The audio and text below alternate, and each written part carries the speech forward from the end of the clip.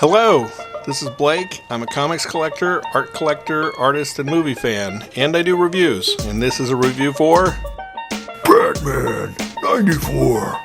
Okay, I don't like the cover, partially because of the colors. The colors are, I don't know, pastel and pink. The cover really has nothing to do with the interior pages. You know, Batman has no bandage on the cover, and you have Catwoman with her head and hands in the background, but she's in bed the entire book, in a hospital bed. Batman is just kind of in this generic, contemplative kneeling pose on a rooftop, and it really has nothing to do with the interior pages, and that's something I really don't like if you don't have anything that ties in with the actual book. It just looks like the company needed a fast cover.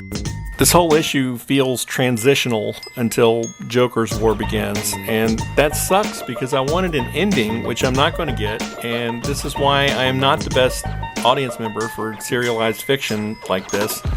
I need a satisfying ending. After reading this, I wondered why they bothered. They should have just started with the Joker War story. Instead, I get 5 pages of dream sequence where I learned Batman draws the skyline every night. I never knew this in all the years that I've collected comics because he's never done this. But he's waiting for someone named Cassander Wyclef Baker, who I had to look up online because I came into the story a little late, but I think with issue 92. But apparently this character was the arch nemesis of the designer in both of their youths. I'm guessing Baker is in reference to Baker Street, where Sherlock Holmes lives, since this guy is supposed to be a great detective. Then it cuts back to Bruce, who, much like all of us in coronavirus lockdown, Batman has gotten stuck at home by Deathstroke. Bruce calls up Master of all trades, Lucius, who is filling in for Alfred now, and Lucius removes the sword from Bruce's leg. This is kind of the thing that aggravates me. Batman is immediately swinging around the city again like it never happened. Which brings me to Catwoman, who's in bed at a free clinic, who has no bandage for a bullet wound. Didn't she get shot last issue?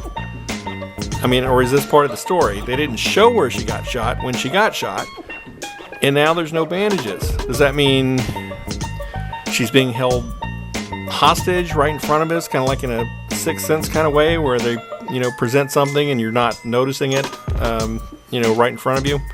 The medical facility itself would have had to report a gunshot wound to the police, and the police would have shown up, to check on somebody who's been shot and to find out why they got shot and from who and etc. So anyway, Batman says, "Stay there and I will come get you," or "Stay there and I will come get you." And much like the Chris Nolan movie, Selina is faced with standing with Batman on the good side or taking the easy way out and just leaving the mess for Batman to clean up alone. So Batman swings across town, which for me, I'm conjuring up images of Batman swinging from one building to the next, climbing up, and then doing that again for like 47 blocks. That's got to be a really crappy way of getting around town. And I would figure it would take like 18 days to do that. But that's the kind of thing I think about when I read some comic books like this. So Batman finds Selina gone when he arrives at the medical facility, but the Joker's clowns are already there looking for her.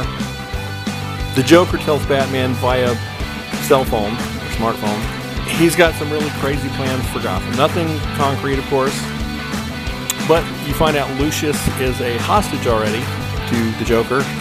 Then Batman escapes the clowns who try to kill him by jumping out a window. All 5 guys with guns miss Batman from like less than 10 feet away with semi-automatic weapons, which seems believable. Other things that happen: Deathstroke wistfully leaves town on a plane with the other assassins. We find the Penguin is the one that moved Catwoman, so she didn't really move herself. She was moved to a supervillain safe house. But again, she has no bullet wound or bandages. She just got one of those medical drips in her arm. Is that on purpose, or is that an oversight on the artist's part? That's what I would like to know. Then Batman climbs a building in the rain. Yeah, that's pretty much it. Stands in front of the lightning. And the drawing at the end just kind of makes me chuckle for some reason. And that's one more issue I had with this issue. I'm tuning into Batman for Gwilym March. Gwilym March, is that how I pronounce? I can't pronounce his name. He's the artist who I've been coming back for because he's been making the book, and he's sharing the art duties here with Raphael Albuquerque. and it is a noticeable difference. And I think March only drew about half the pages here, which is really disappointing for me. And not to blast Albuquerque, but it's just, if you were to take one artist like John Byrne, who's my favorite artist, and have him draw like half the book, and then sprinkle in pages of someone like, I don't know, Al Milgrom. Not that I have a problem with any of his art or anything, because I like Al Milgrom. But there's going to be just a jarring juxtaposition there. I just want to see March do the whole book. I don't want to see anybody else coming in and doing parts of it, you know. And I guess they're rushing these books. Are they coming out every 2 weeks or something? I don't know. Are they coming out faster? I don't know. But I would really like just to see March do the book. Story-wise, nothing really happened here. It's like a full-issue epilogue for a story that hasn't ended. But I don't know, maybe the next one will be better. Anyway, that's it for this one. I hope I didn't bore you or hurt your feelings by saying I didn't like this book. So, you know, if you like it, that's great. Thanks for listening, and stay well. Bye. Albuquerque. Albuquerque. Albuquerque. Albuquerque.